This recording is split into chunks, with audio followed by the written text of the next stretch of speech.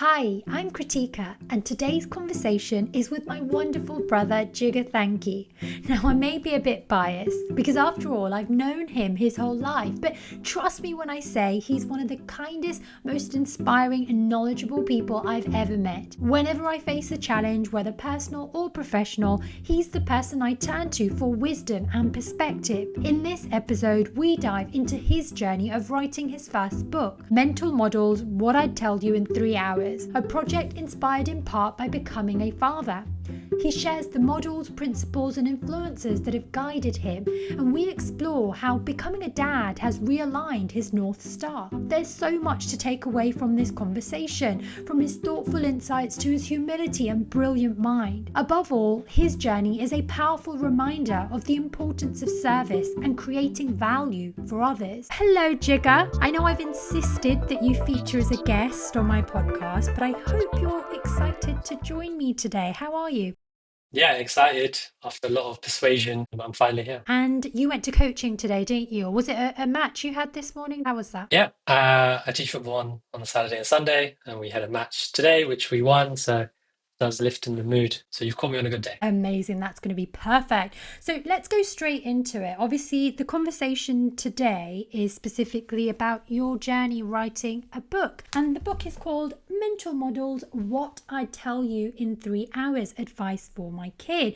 Now, obviously, I'm a bit biased. I think it's a fantastic book. But I wanted to start off by asking you, what made you realize you wanted to write a book? I never thought I'd write a book. I still don't know whether I would would want to push this book. But when I had my daughter, I really asked myself, like, what would I want her to be? What would I want to tell her? And the best way I could synthesize it was by writing it. And I went through a bit of a journey to figure out what I'd learned, what I'd want to say, and I gave it a shot last year. And once I had done it, I thought, why not publish it? And if close family and friends want to read it, then great. And if they don't, then fine. So yeah, it was a bit of a project for me, and something for her to read when she's older. Obviously, I'm super proud of you for writing the book. I've read the book and I do think it's incredible. So, shameless plug for those listening to make sure you go out and read the book too. I guess I also want to ask you, if you had to summarize the premise of the book, how would you summarize it? I think I won't answer it like most people would, but I think it's like a brain dump of what I believe the world is like and what I'd want to tell my daughter. And it's just a bunch of advice or kind of ways to think. Some people call them mental models or frameworks or whatever. But it's just some ways in which I believe are the right way to think, and she can take that if it's useful for her, and if it's not useful, then she has the ability to just say, "Hey, nope, didn't find it useful," and then park it on the side. So it's a brain dump of my ideas, and I've taken ideas from many people, so they're not like purely mine, but I've synthesized it and put it all together in a succinct way. Um, and I've really tried to curate it. There is a lot that can be said, and there's a lot you'd want to tell your daughter when she's older.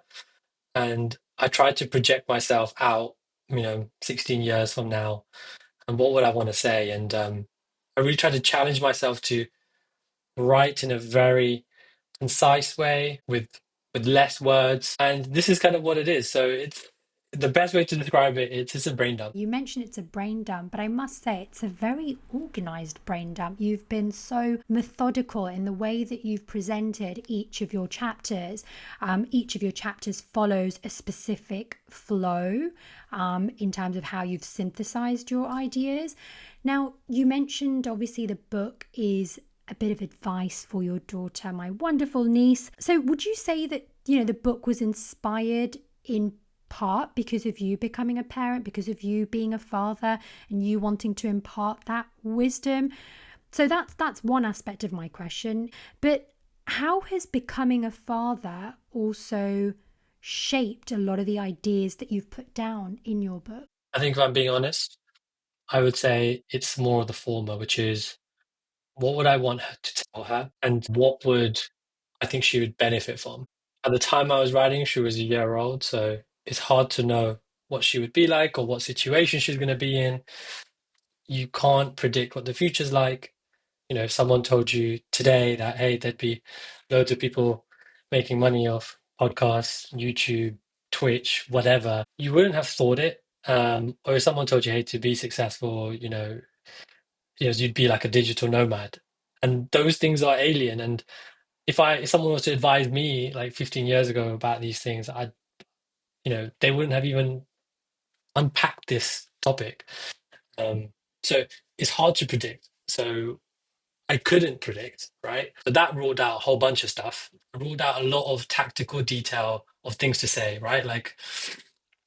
And then after working backwards, it's like, okay, what are those things that are really critical? Like there's this common way of thinking within like the physics world of like first principles thinking. So how can you break it down to the bare bones? And I think everyone's got their own mental models of how to break things down into the first principles. They don't call it that. It's called something different in their own head or their own worldview or, biases or stereotypes or whatever like experiences they've had. They'll kind of use those as building blocks to kind of make their mind up, but usually people don't kind of unpack them. Whereas I've tried to unpack mine a little bit, and try to kind of lay it out like how would I approach things, and they may be wrong. So my viewpoint of a lot of things will probably change over time, and I know I'll be wrong in many facets. So it's more of a, okay, what would I want to tell her? And I kind of just work backwards from there. So you can say maybe it's a selfish way to look at it, but I think that's what parents do in some degree. Like, whenever you meet your parents or, your elders in your community, they're just throwing advice at you constantly, but they will just do it in a very unstructured way. I just took a more structured approach to it. So yeah, I'm kind of becoming the elders in our communities. Yeah, So you basically did one up on our parents and you thought, let's put it down in a book so she has it permanently there.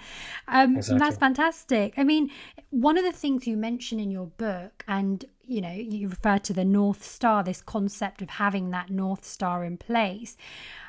Do you have a North Star that you are guided by? I think my North Star's changed, and maybe this is quite personal, but for me, my North Star was always like, getting to a place where I don't have to work for a paycheck. We grew up in an immigrant household.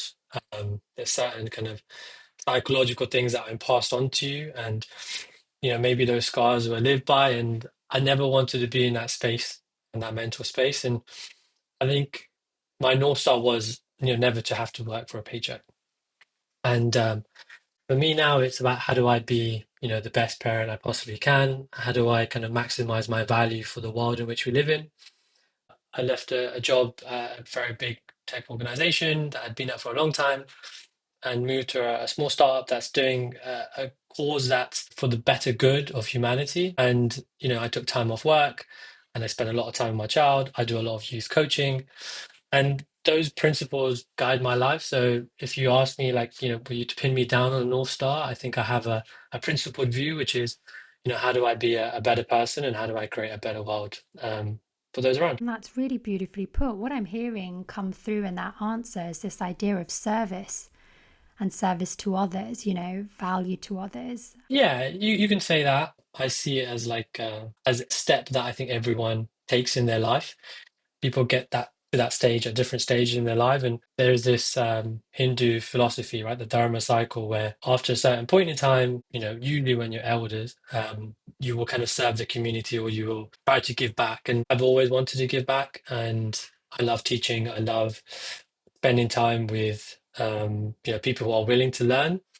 And it's a good space to be in, right? There are people out there who are eager to kind of take on what you can give, and finding that space is so important. For me, it was about like finding the right time for deciding, okay, when do I give back? When do I double down on it? And that, this is when I think I've crossed that bridge in my life, and having a daughter kind of also corresponded with that same time. You mentioned learning and being able to pass on teachings to others. Writing a book, I can imagine, must have also brought with it its own sort of learning curve. What did you learn about yourself through writing this book? Or did you learn anything from writing this book? You do, Writing, I think it's an underutilized skills, and my thoughts are are very unstructured. But writing helps you structure your thoughts. I've done a lot of writing professionally, right? Writing is kind of part and parcel of what I have to do. Now we've got things like ChatGPT and LLMs, which make writing a little bit easier. But I think it's an underutilized skill in humanity. We should all take more time to write. But to answer your question, I learned loads writing that. I think I really had to squeeze in what I wanted to say. And I had to do that in a very short way. The whole book is like, what would I tell you in 3 hours? I mean, I think you can probably read the book in an hour and a half, but I had to kind of really refine what I'd want to say because like I write in the book, right? Advice is free. Everyone's willing to give it and like there's no cost to it. So people just ramble on about their advice. But it's like what advice is the right point? And that was kind of an important process for me because once put it in, I was like, how does this all connect together? So, at the end of the book, I just did a quick summary about how these all relate. And sometimes it's like you can't look at one principle as an isolated thing or like one mental model. They're like a lattice work. It's an interweaved net of different things, and you have to look at it in a compartmentalized way of, okay, this works in that space, but in another space, another mental model works, and there's no single right answer, but they have to kind of relate together a little bit. And having said that, the book doesn't do it enough justice of the amount of thinking that you have to do to kind of approach a problem. But hopefully there are a few golden nuggets or few underlying principles that will help someone make a better decision, and my daughter in particular. So I learned a lot in terms of how do I structure my own principles, which ones are most important to me, and then how do they all connect together? Yeah, and that's fascinating, isn't it? Everyone does have their own sort of thought process when they're synthesizing, and it's great that you kind of looked at the big picture to try and work out the end, how does it all sort of interweave. Now, I know that you're quite well read and you do read a lot of books, and you mentioned earlier as well that a lot of the models that you draw on, they aren't original works, there are things that you've drawn on from other authors. Is there a particular book that you've read or an author that you feel has made a real impact and you also drew on that in terms of the tone of voice that you used in your book? Yeah, I don't know if it's call him an author or an influencer or just a Twitter person, but there are a few that I should credit, right? And the first one is this gentleman called Naval Ravikant. He's a venture capitalist investor in the tech field. He's kind of really famous for a lot of his views on how to live life, and he's got a famous rant about how to get rich. That was kind of one of his tweets that really blew up. Um, the other one is this guy called Tim Urban. He's another Twitter kind of account and an author, um, who's he's really good at putting really high level topics and diving into the depth and then stepping back out again. And then a few others who haven't necessarily like been as influential, but their their world views have definitely like bled into my thinking. So, for example, Ray Dalio, who's a he's an investor, wrote a book called Principles, and he first got me thinking into like what are my own principles and how would I structure them. And then I'm a big Mahatma Gandhi fan. He again took a lot of time to write, and not only did he do great stuff for India, he also did a lot of other things, and wrote about those things, which I thought were really influential. To be honest, there's probably a lot of people who have influenced me in a lot of ways, and I hope I've tried to refer to them in the book. But those are the ones that spring to mind. That's a broad spectrum there. I also gathered from that that you're quite a prolific Twitter user, is it, Jigar? Are we calling it X, X? formerly known as Twitter. Uh, I'm not a tweeter of anything or any of that sort, but I have found that platform useful, especially to get a view into some of the most, top people in the world and top in their respective domains, whatever that may be. You can literally be a fly in the wall for that specific person and their thoughts and their wild views. And I found that, especially in the mid 2010s, as I was still growing, I found that very, very useful. We often think about social media and a lot of the negative stick that it tends to get around like the doom scrolling and what have you. But the way that you've just put that is that actually you can get insight and wisdom and knowledge from some of the most incredible minds and voices out there. And it feels like you've kind of used Twitter as a bit of a source for that. So that's great. Now, we've talked about some of the learnings from writing this book, but I'm sure there must have been challenges along the way as well, because I've never written a book, and you put it really well that writing is one of those skills that we're almost losing touch of because we do have these incredible technologies at our disposal.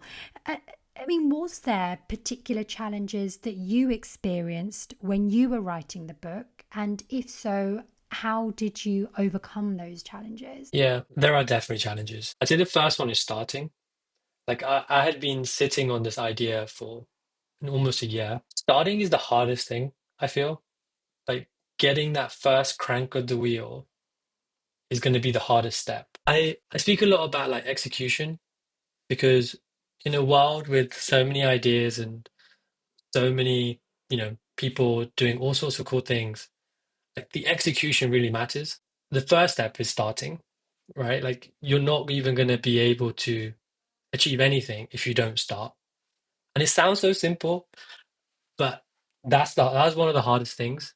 And I was lucky enough to take that time off from work and really kind of invest time into it. And then so the second part is like finessing. English isn't my strong suit, despite me writing a book. I found it hard to finesse as much as I wanted to, but I was lucky enough to have my wife and you, Krutika, to help vet it, give ideas, challenge me back.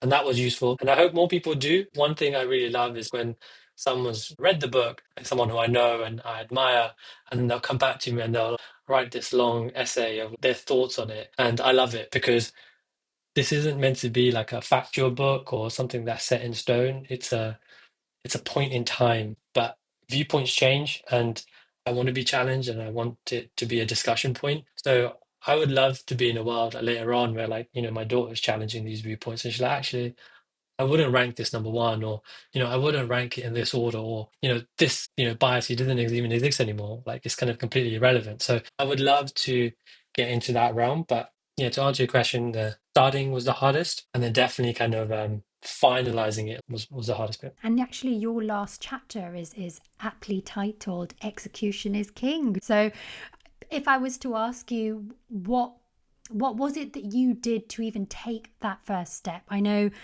you also mentioned motivation in your book as well. And for a lot of people, starting anything, even me starting this podcast, having that idea to do it and then executing. But once you get the first bit done, it almost becomes that little bit easier. What did you have to do to get that execution going? Yeah. And I love using like this concept in physics called inertia. So it's like the state of the world is, to do nothing or, you know, to remain unchanged. And apologies if I'm kind of butchering the physics term of it, but the status quo is randomness and nothingness. Humans are constantly taking nothingness and organizing it. And I think it's normal to not do anything. We live in a world where there's too many things to do. There's too much content to consume, too many people to speak to, too many relationships to have and hold and maintain. And I think that kind of anchors us down to this, inertia, this nothingness. And I think the hardest thing is saying no to a bunch of things, parking them to the sides, stacking your priority and just saying, this is actually the most important thing I want to do now, and finding the time to go ahead and do it. It's easier said than done, right? There are loads of reasons why it's hard to do it, but if it's really a priority, people will make it happen. Yeah, so making it the priority, that kind of overabundance of information, things to do. It's something I know I struggle with sometimes as well. Certainly with all the notifications, the emails, the messages you might get, the pings on your social media. Yeah, it's establishing, right, this is what I want to do, and this is what I'm going to go ahead and do. I mean, your book has a lot of mental models that you refer to. If there was a specific model that you wanted, or if you had to choose one specific model that you wanted your daughter to follow or lead her life by, what model would that be? Pretty hard to choose because there's no one single one. But I guess you're asking, and the person listening probably just wants to hear one. So I would Yes. say, I would say that curiosity is really important. You have to kind of double down on your curiosity. So find things that make you feel like you're losing track of time. Find things that get you into a flow state. Do those as much as you can. But I'd say start with curiosity. And that's chapter 4 of your book, being curious. I mean, being curious is something that we have innately when we're kids, right? Like you ask all the questions, but why this? Why is the sky blue? Why do we have to do it this way? Into our adult years, we almost stop asking as many questions. I just wanted to pick your brains about this. Do you think curiosity is a skill that can be learned in adult years? I think like curiosity is like our innate human behavior. Like humans are creative and humans are curious, and actually it's suppressed. I think you kind of alluded to the point. We're constantly told, like, no, we always do it that way, or, I said so. There's a rule. And there's this theory called critical rationalism. And basically, it states that knowledge is an anchor. We're anchored by this knowledge. So if I give you one of the famous examples that people always say is back in the day, the people used to say there's only white swans. In Europe, that's true, or a large part of Europe, that's true. But then a black swan came and shattered everyone's thinking. Or the more other famous one is Galileo when he was observing the solar system and he was told not to kind of pursue the idea that actually the planets are revolving around the sun because it was against the societal norm. And he was told to squash that, right? And this is an adult. But if you think about a child who grows up, throughout many, many, many interactions and the way our society is structured, you're continually told not to go with your curiosity. You're almost told the answer, or you're told some thinking, or you're told not to do it, or there's a rule.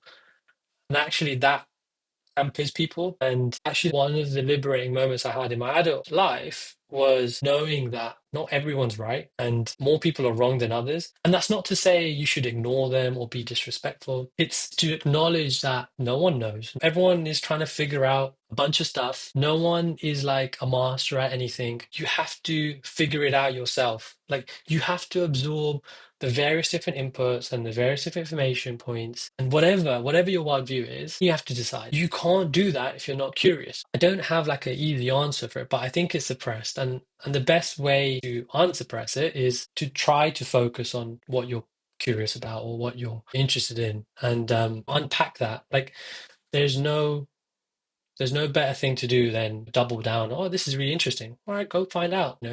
Who's stopping you? No one. And that point about no one really knows everything, you very nicely bring that idea into your book. I think it's in chapter 1. We have something like, what was it, 129 million books that you'd mentioned out there at the point when you were writing your book. I mean, that is a lot of books. I don't think a single person could even read all of those books in their lifetime. And what I'm hearing you say is that curiosity is something that we can learn into our adult years. You've just got to be willing to do that. If you were to rewrite the book, what additional chapter would you add? It's a good Or question. would you even? In preparation for this call, I thought, let me have a quick read, but I didn't get time. So I just quickly reread a few snippets and I haven't kind of thought about that question in depth. So the honest answer is, at this moment, I wouldn't know. But I would say there's a lot of things I'd try to improve. So obviously having had rounds of feedback from a few people is like I would try to explain certain concepts better. I tried to be very concise. Like brevity was the concept in my head, and maybe have sacrificed a bit of that explanation for brevity's sake. And maybe I need to find a better balance between the two. Maybe I'd change my mind if in a few more minutes. I appreciate the honesty, and I know I've put you on the spot. Just a couple more questions that I wanted to ask you. We spoke about how a lot of the inspiration for writing the book was your daughter, my wonderful niece. What message or legacy do you want to leave behind for her? I don't have a specific legacy I want to leave behind based on this book, but I would say I hope she sees me as a good person and someone she looks up to and admires and loves. And I think I'll take that. Ah, that's so beautiful. And I think Leela loves you wholeheartedly already, with or without having read the book. So, my final question to all guests is always, what journey are you on right now? And you might not have to be on a journey, that's absolutely fine. I think I'm on a journey to try to make the world a better place. I want to help one person at a time, and I think that's kind of my focus. With everything I do, I'm trying to be present, be in that moment, and try to help that person right there at that time. I say this, but I know I spend a lot of my working career thinking about the future and, and the way the world's going to shape up. So there's a lot of nuance to that answer, but I think the journey I'm on is trying to be present and really just focusing on the task at hand, which is how can I help the maximum number of people at that given moment in time. And that's a beautiful answer. I mean, I must say, Jigar, I mentioned this at the beginning that you have so much wisdom to share, and I always learn so much from you. So you're certainly helping me in many of the conversations we have. So I do truly appreciate that. Thank you so much for joining me on this conversation. Thanks, Krutika. Thanks for having me. Thank you for listening to this episode of Journeys with Krutika. If you enjoyed this episode, please rate and share. I'd love for you to hit the follow button wherever you get your podcast so you never miss an episode. And if you have a journey that you want to share, email me at journeyswithkrutika@gmail.com or reach out via my socials. I'm on Instagram and TikTok. Just search Journeys with Krutika, because your journey is extraordinary.